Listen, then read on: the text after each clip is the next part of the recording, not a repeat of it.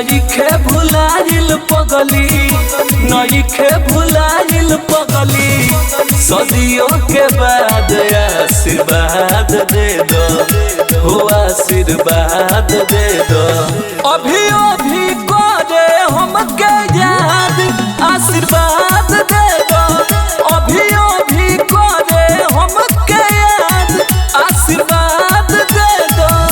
हरदम खुश रखिहा, हरदम खुश रखिहा। करी फरियाद आशीर्वाद दे दो, हो आशीर्वाद दे दो। अभी अभी करे हमके याद, आशीर्वाद दे दो।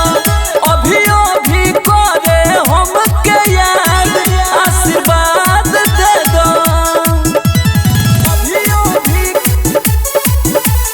करे हमके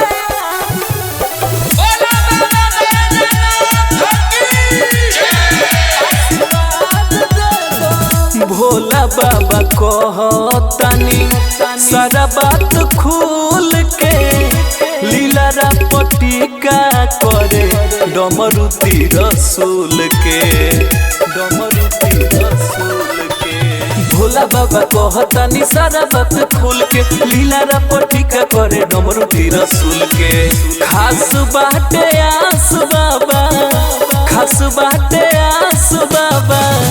चाही प्रसाद आशीर्वाद दे दो, हो आशीर्वाद दे दो। अभी अभी करे हमके याद, आशीर्वाद दे दो। अभी अभी करे हमके याद, आशीर्वाद दे दो। अभी अभी करे हमके याद।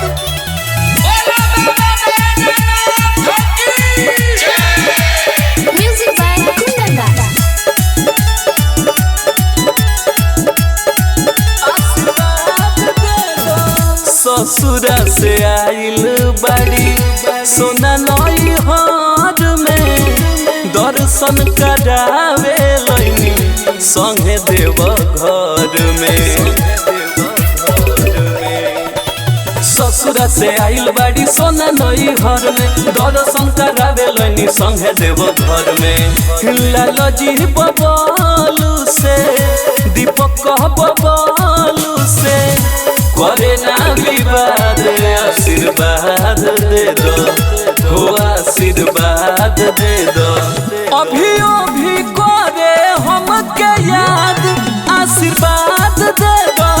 अभी अभी करे हमके याद, आशीर्वाद दे दो। यस आराधना रिकॉर्डिंग स्टूडियो रामगढ़।